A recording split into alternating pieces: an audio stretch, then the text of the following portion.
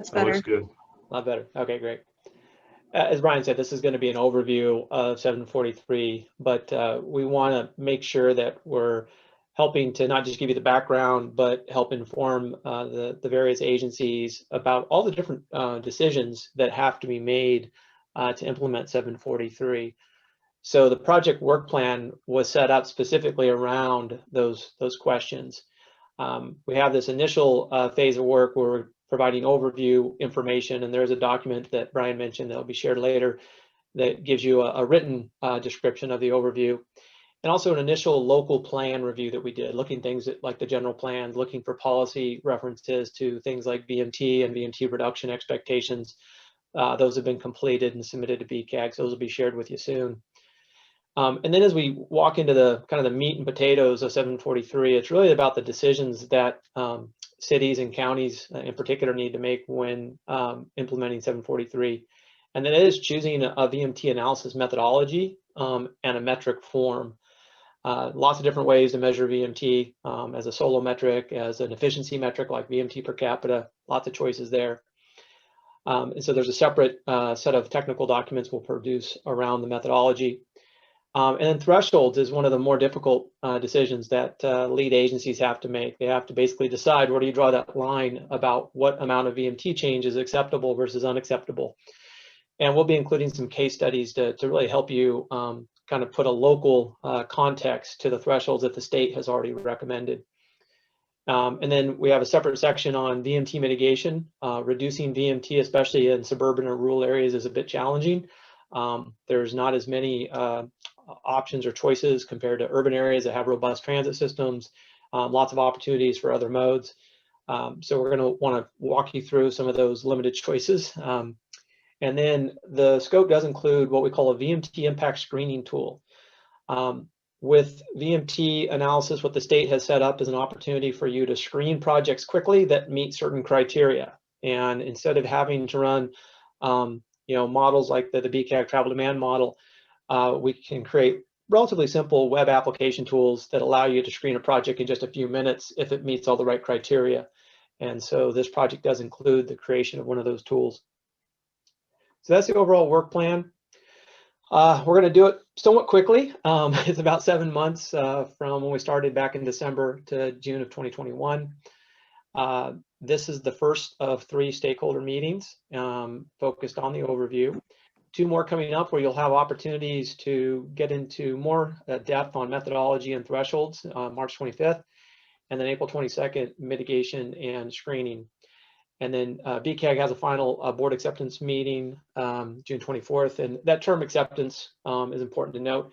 BCAG is basically helping to organize this overall study and provide knowledge and information to the various member agencies. But they don't take any official act that necessarily affects all the member agencies. What they're actually doing is providing that knowledge information to help inform your decisions. Each lead agency has to decide for itself what its methodology, thresholds, and mitigation are going to be. And they can vary. Just like back when we had level of service as our metric for environmental impact analysis, we had lots of cities and counties with different levels of service thresholds because the CEQA guidelines allow for that discretion. Very similar with VMT, there's a lot of discretion for each agency, and so you have to make some of your own choices. So we'll walk you through those choices today to give you a little bit more information about what's involved. To set that up, though, want to make sure you kind of understand the connection here of what's happened at the state level and how it's trickled down to the regional level and then the local level.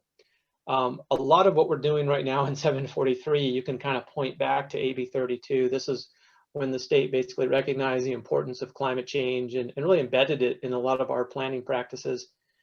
It was followed on its heels by SB 97, stands for Senate bill, AB is Assembly bill. SB 97 was the first time that we had a metric added to CEQA, and the state said you have to analyze this, and that was greenhouse gases. But the state didn't tell us what methodology to use or what thresholds. They kind of left that up in the air. And then we spent about a decade in the courts trying to figure that out. Still don't have it perfectly figured out. So important lesson here for 743. And then when you look at SB 375, if you look at what the scoping plan that came with AB 32 originally did, it basically said we need greenhouse gas reduction from lots of different sectors. And when it comes to the land use and transportation sector, that's really hard. So let's give it to the MPOs to go figure out. And so the MPOs were given greenhouse gas reduction targets to achieve as part of a new chapter in their RTPs called the Sustainable Community Strategy, the SCS. And those have not proven exactly the most effective way to approach VMT or greenhouse gas reduction. And so that contributed to the fact that we have SB743 now, where every project that is a discretionary action under CEQA is subject to looking at VMT. And so looking at it at the local level raises all kinds of fun new questions, both on the technical side as well as the policy side. And so we're going to walk you through those. So one of the main objectives of switching to VMT was the state wanting to align the transportation impact metric with a lot of other state goals. One of those was greenhouse gases.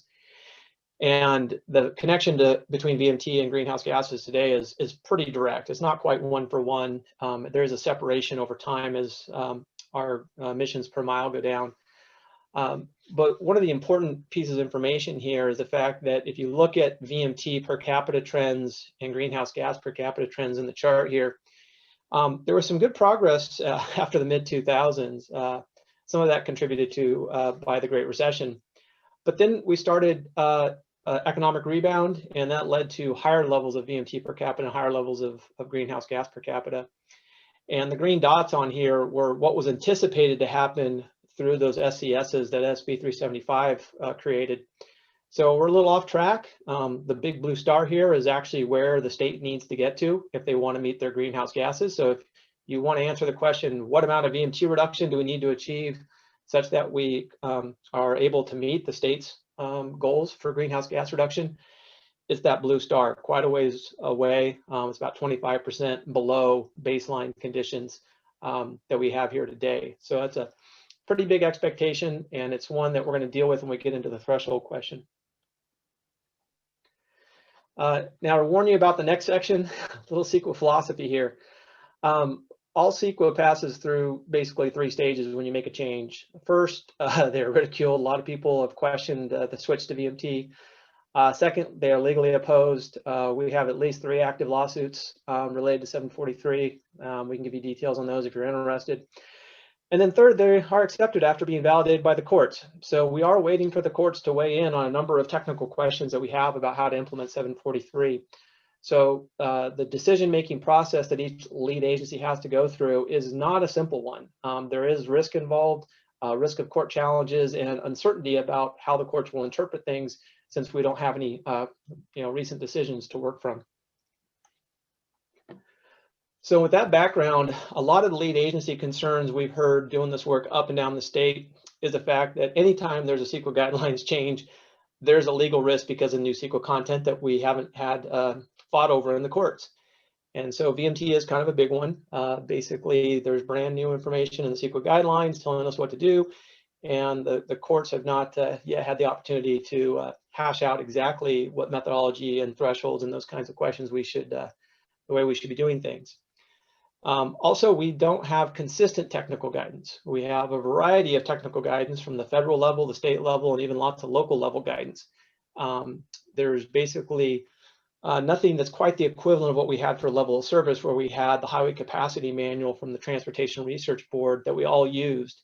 So pretty consistent. Now, the first highway capacity manual was written in 1950. So it had a lot of years to evolve. We're at the very first edition of the highway capacity manual equivalent with what's going on here in the state of California with VMT guidance coming from the state. There are some other reference material out there, though. I've got one on the website or on the screen here that comes from FHWA. We helped to author the VMT chapter of this document. So it's not like there's no guidance, but it's not quite what we had and what we were used to for level of service. Another problem we're running into is no common VMT lexicon. When I use a term like VMT per capita, you could all be picturing very different things. It could be the amount of VMT in a particular neighborhood divided by that neighborhood's population. It could be the regional VMT divided by population that includes trucks and not just passenger cars.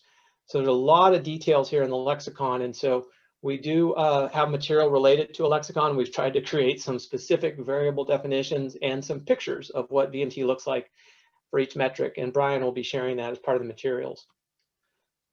There's also a number of limitations of data in particular.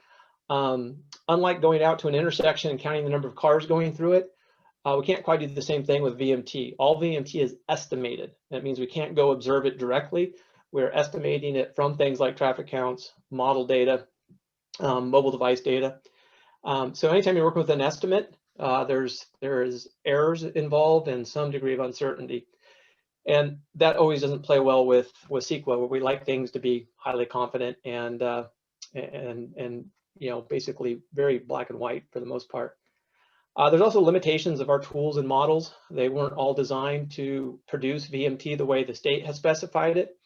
And there's limitations of the practitioners. Not all practitioners are used to running regional models, and the way the state's guidance has been written, that's almost a requirement. So we'll spend a little bit of time on that particular detail.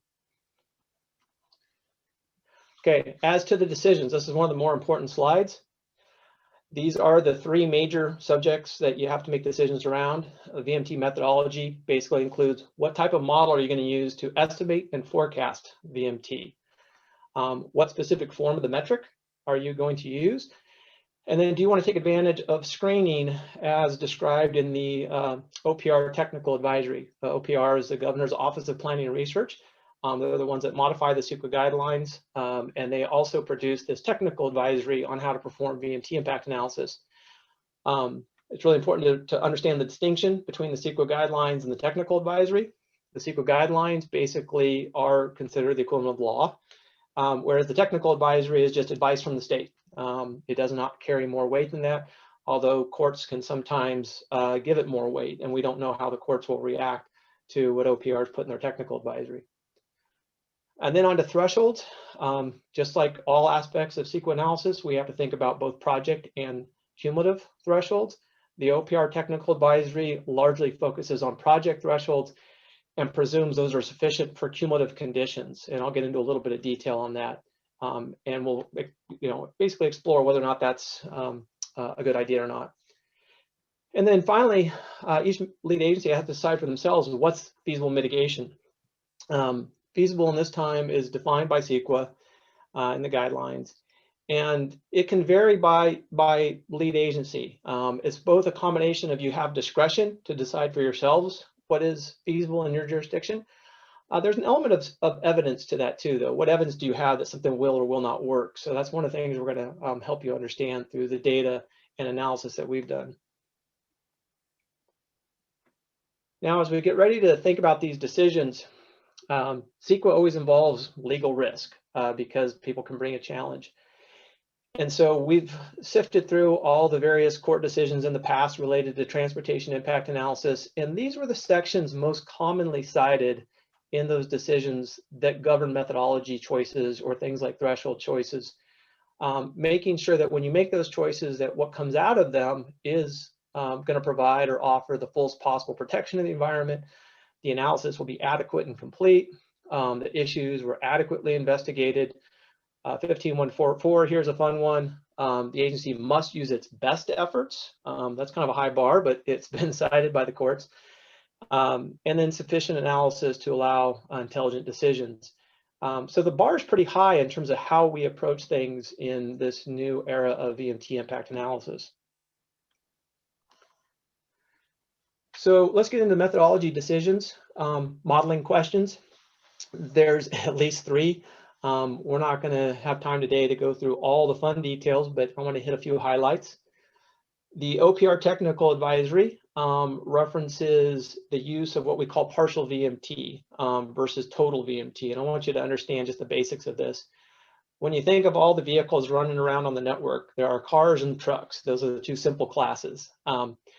So what the CEQA guidelines and the technical advisory focus on is automobile VMT, only the VMT from passenger cars and light trucks. They've basically said you can exclude the commercial vehicles. But remember those 5 sections of the CEQA guidelines I just mentioned? we've been doing VMT analysis for a few decades now, for especially air quality analysis. And then we added greenhouse gases, and just a few years ago, we added energy consumption. Those of us in the practice have spent those decades trying to make sure we didn't leave any VMT out. So we have been traditionally using total VMT, and it's not clear to us that it's okay to use partial VMT as now specified by OPR in both the CEQA guidelines and their technical advisory. And then there's this issue of full accounting. A lot of VMT in the past was generated by travel demand models like the BCAG travel demand model. All those models have a boundary. They end typically at the MPO edge. And what OPR has recommended is that you need to keep track of the VMT, and you have to avoid truncating any trips at the political or model boundary. So what we're doing with the BCAG model is we've already modified it to make sure that we're accounting for trips lengths that go outside the county. And you can use the model to do analysis like you see here in the image, where here's a zone from Oroville where we can track and make sure that we understand the full length of those trips and where they're going. So this is a type of VMT analysis where we're trying to ignore political boundaries. We're not stopping the trips at the edge of Oroville. We're tracking them all the way through the model. Now, I'll promise not to get too much more technically detailed here, but I want you to understand some of this lexicon and how VMT is measured. These are examples of metric forms the state's recommended. If you have a certain type of model, you're able to basically track someone that leaves their home and covers their entire tour or journey throughout the day. So that's household VMT per resident in the top box. So this is Jess. She travels 2 miles from home to the coffee shop, and then 10 miles to work, and then 11 miles back home, and then goes out later for another tour where she goes to the gas station, shopping, and then back home. And so Jess has 29 miles of total daily travel, or what we can call 29 VMT per resident or per capita. That's one way to measure the residential portion of VMT, but not everyone has that kind of model. The BCAG model basically allows us to do the second type of residential VMT, home-based VMT per resident. We don't keep track of the entire tour of where Jess went during the day, but we are able to estimate specific trip purposes, like getting to the coffee shop in the morning and getting home from work. But the tour gets broken up in the model. We're not able to keep track of it. That's a pretty advanced application of models to be able to do the full tour. So there's less miles involved, and we need to express it differently. So we call this home-based VMT per resident, recognizing all the trips start or end at the home. And then similarly, we have home-based work VMT per employee, where we're only keeping track of VMT that goes directly from home to work. So it's a smaller portion of VMT, but typically involves the longest trip lengths. And OPR has endorsed all of these different metric forms, but they didn't tell you which one to use. You have to decide for yourselves, one, whether or not you want to use an efficiency metric. That's what these are. They're expressed per capita. And which ones you use oftentimes are limited by what type of model you have. So for the BCAG model, you can definitely do the bottom two. You can also do total VMT. So you have multiple choices. Again, you're going to have to pick which ones. In that choosing, though, it's important to think about the fact that you use VMT already, usually for air quality and greenhouse gas analysis since 2013, and you should be doing it for energy impact analysis as well. And like I said earlier, when we do that type of analysis, basically we're trying to be inclusive of all the VMT. We don't want to leave anything out. So we have passenger cars, we have trucks, we have all the different purposes for travel, the home-based work, the home-based other. And what OPR has said in their technical advisory is that for 743 purposes, you can leave some purposes out. But over in these other sections, they didn't tell us we could do that. And the current practice is that we include it all. And when we put our documents in front of CEQA attorneys, this makes them nervous to have VMT show up in 4 chapters and be the same in 3 of them and be different in the 4th chapter, especially if we don't have a really good reason as to why we left some VMT out. So that's something else that you have to think about. Do you follow the OPR guidance? You know, it's like I said, the first edition of the Highway Capacity Manual for VMT, or do you reflect on some of the current practice and make sure that whatever you're doing is respectful of this past practice that has evolved to comply with those CEQA expectations I cited earlier? And then there's sometimes reasons why VMT metrics will differ, and there's a good reason for it. And when there's a good reason, then it's easy for us to explain to the lawyers why. So sometimes for air quality analysis, we're concerned about the air pollutants being near people and people in a particular boundary. So let's just say in this example that we're interested in the VMT in the city of Chico. Reason for that is we might even drill down closer to say we're interested in the air pollution near hospitals or schools. And when we ask the question that way, what we're doing is trying to measure the VMT in a very specific boundary because we use it to estimate the amount of fuel being consumed and the amount of emissions being generated. And so on the right here, you see what we do is we kind of zoom in into the model, and we actually are able to obtain data from the model about the volume, about the distance of trips on the network, and even the speed of those trips, so that we can use that in emissions modeling. So that's a different purpose. So sometimes it's okay to have a mixing of different methods if the purpose is different. Now, this is one of the more important slides, even though it's blank right now. And the reason for that is this concept of project-generated VMT versus project effect on VMT. And I want you guys to understand this because it's part of the storytelling when you get in front of the public or you get in front of an elected official to explain VMT effects of a project. So in simple terms, VMT is a two variable calculation. It's the volume of traffic multiplied by the length of the trips. Or if you think about it in a land use, take this as a grocery store, the VMT is the number of vehicle trips to and from the store multiplied by the length of those trips. So if we have this existing grocery store, it's definitely generating VMT. But let's say a proposed project comes along and decides they want to put a grocery store in the Gray neighborhood. So the Gray neighborhood, the people living there today, putting a grocery store doesn't change the number of people living there. It doesn't change their disposable income, and it doesn't change how many shopping trips they make for groceries. The neighborhood is already making these 3 long distance trips to the purple neighborhood to go grocery shopping. But if they did have a new grocery store show up, they would change location just because it's more convenient, all else being equal. And so if I measure project generated VMT the way the OPR technical advisory recommends, we would basically calculate all 3 of these trips as being brand new, and this project would have a net positive VMT number. And if we expressed it by the number of employees, we can turn it into an efficiency metric. But let's go back a second. In reality, these 3 trips already exist, and they're quite long. So what this grocery store in the Gray neighborhood is doing is creating a closer opportunity to make those shopping trips. So the project effect on VMT is actually a negative. We basically take these long trips and we make them shorter. And we are capable of modeling that. The BCAG model is capable of recognizing this type of effect. So we need to be thinking about our methodology in terms of what effect are we trying to demonstrate. The most accurate analysis is this project effect, but it does require us to run the BCAG model. If we want to just do project generated VMT, 2 variables, number of trips multiplied by trip lengths, it's simple. Unfortunately, it's simply wrong if you're trying to get to the net effect of the project. And that could be very important for impact identification and mitigation expectations. Okay, now we get to the hard part. Threshold decisions. When is VMT a problem? If you think about how CEQA functions, basically you as a project applicant, when you go in to change the environment because of your project, the project either causes a problem or it exacerbates an existing problem. Now, how do we know we have a problem in CEQA? It's because we have a threshold that tells us the condition is either acceptable or unacceptable.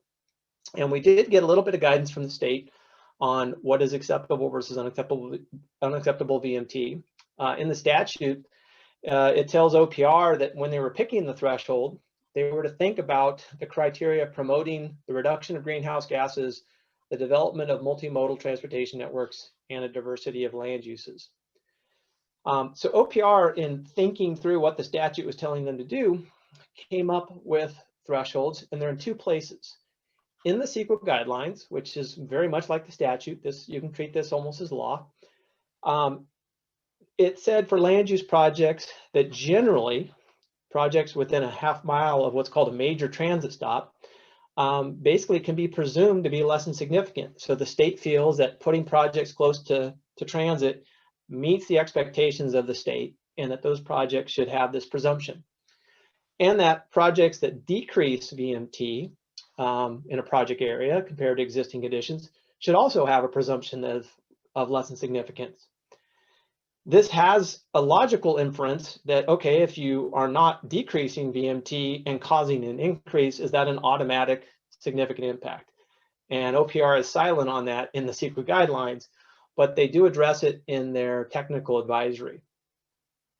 In their technical advisory, they separate out thresholds across land use types. They also give guidance for transportation projects. Remember, all discretionary actions in CEQA are subject to CEQA review and therefore potentially VMT impact analysis. But OPR's guidance is really limited to land use projects and transportation projects. We've already run into issues like a sewer pipeline and those type of projects. Those are a little more difficult to deal with. Anyway, in terms of the state agency recommendations, OPR has recommended that a 15% reduction from CEQA baseline. Remember, CEQA baselines are normally the time at which an NOP is released, a notice of preparation. So they're expecting a 15%, and this applies within MPO boundaries. So congratulations, Butte County, you're in an MPO. This applies to you. They did ask ARB to evaluate this 15% because this 15% was not well supported by substantial evidence. There was a mix of various plans and reference documents that OPR was looking at to come up with the 15% originally. ARB did some analysis, I won't go into the details, but suggested that the actual thresholds needed to meet state greenhouse gas reduction goals varied between 14.3% if you're using total VMT, that means cars and trucks, and 16.8% if you're using cars only. So 15% was in the middle. So this is what's expected if you were to use state guidance. Now, one challenge here is that the state also has provided guidance through both OPR and Caltrans on VMT from transportation projects. And they've said that basically any increase in VMT could be a significant impact. The OPR technical advisory also suggests that for retail projects and similar land uses like entertainment, that any increase might also constitute significant impact. So that's that CEQA guidelines interpretation I mentioned earlier. So we've got this mix of state recommendations. As a lead agency, you are able to choose a threshold recommended by another public agency, but you should support it with substantial evidence. So it's a pretty big range here. Anything from any increase could be a significant impact to something that is just based on the rate of change.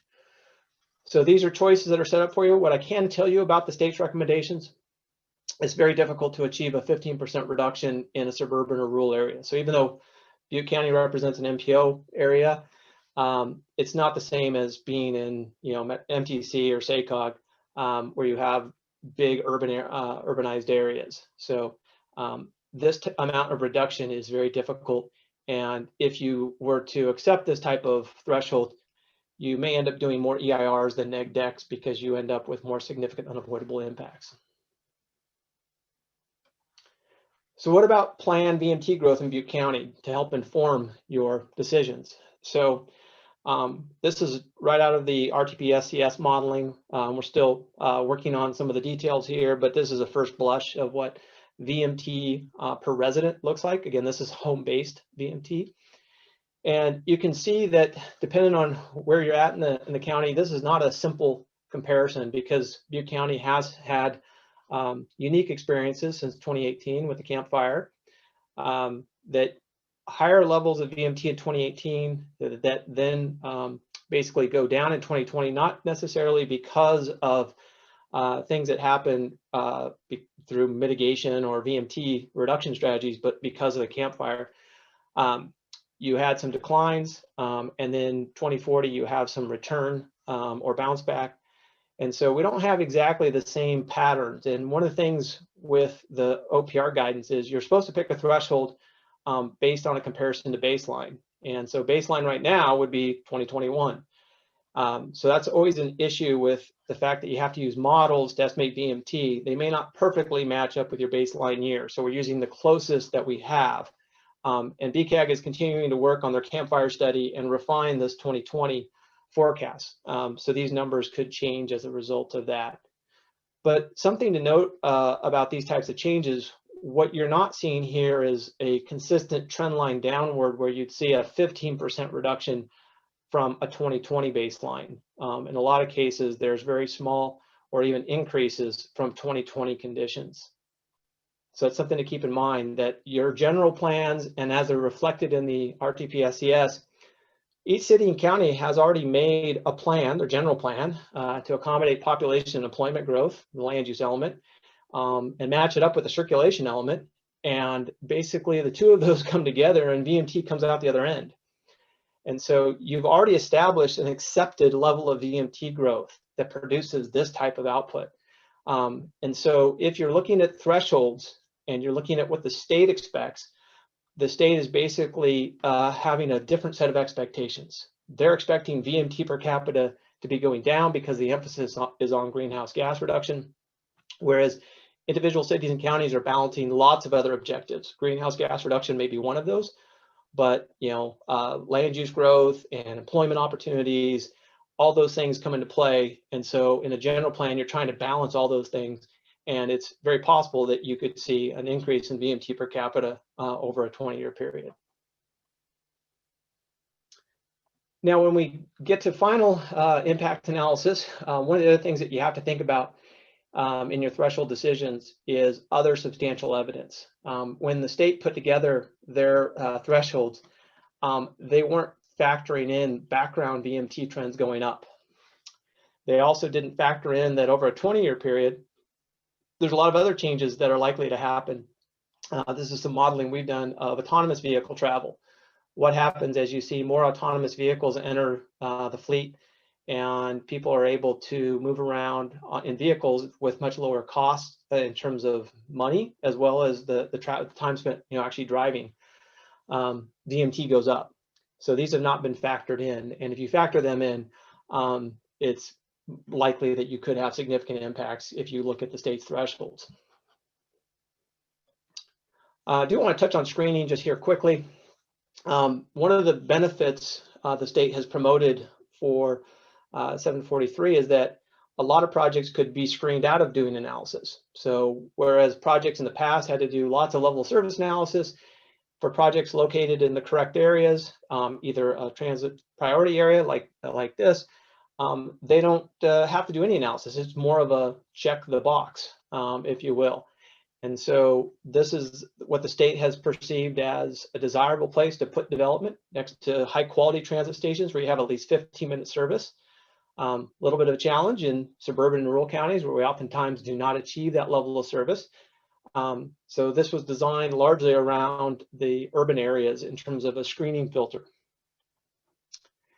There's also, though, low VMT areas. The idea is that an area could be low VMT by nature of achieving a 15% below the regional average for VMT per capita, for example.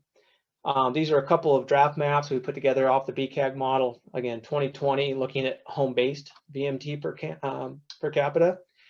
And in the one on the left here, the green areas represent those areas that are below that 15% threshold. You can see they're kind of concentrated in the cities, with the kind of exception of the rural areas out here where you have very low trip generation rates. So it's kind of funny that these places show up as green, but it's largely because they have very low trip rates. People really consolidate trips the further away you get from urban areas, or you have things like second homes. The one on the right here shows how much more green area there would be if the threshold was simply drawn at the BCAG average. So if you basically said, hey, new development, you need to perform at the same VMT generation rate as existing development, this is the area that could basically be screened out for residential development. So your threshold choice has an influence on the screening if you choose to use it. And this is one of the things that OPR has touted as being one of the benefits of switching to VMT. The idea is you want to concentrate growth in existing developed areas, and this is one way to incentivize that. And then our final question, what is feasible mitigation? Great question. So basically there's two types of VMT reduction strategies. What we call the built environment changes. Those are things like the design of the project, density, land use density, diversity of uses. And then there's transportation demand management, or TDM, which you may have heard of. Those are programs or strategies, things like transit pass subsidies to help shift people into transit, walking or bicycling, or into carpools. Now, there's limitations to this type of mitigation that are pretty significant. One is changing the project, so changing a project's land use or its transportation network. Is that feasible? Under CEQA, you're supposed to analyze the project. There's limits to how much you can, quote, change the project, because now you're actually analyzing something very different than what was proposed. And sitting across the table from developers, when the transportation plan or traffic engineer is trying to explain to them that they're going to change their project that was designed by urban designers and urban economists, and they have a pro forma, and you want to step in and say, nah, we think you should change the density. That's not always considered feasible, at least by the applicant. Whether a city or county agrees that a change is necessary is a legitimate question. And then finally, the use of TDM. One of the real big challenges we have with TDM as practitioners is we can't guarantee the outcome. TDM is dependent on building tenants in the future, and they can change over time. If you think of an office building, the tenants can change every few years as the lease expires and new tenants come or go. We can't guarantee that just because you put bike racks in, or you put in lockers, or gave out transit pass subsidies, we can't guarantee that they would A, be used at all, B, that they wouldn't change the behavior as the tenants change. So if you're going to use things like TDM, we typically have to subject it to something like monitoring to know whether or not it's being effective. So that's created more interest in a program-based approach to mitigation, either through an impact fee program or the new concepts of VMT mitigation banks and exchanges. Doing quite a bit of work in Southern California on these, including a pilot study for the city of LA. So if anybody wants to know more about this, we have lots of material. We will be producing a summary of that material as part of the mitigation documentation for this study. But what I can tell you about these types of programs, the idea here is take a program approach, because you'll be more effective than doing ad hoc project by project mitigation. Two, it increases the certainty of the cost to the developers, as well as certainty as to what's going to actually be implemented.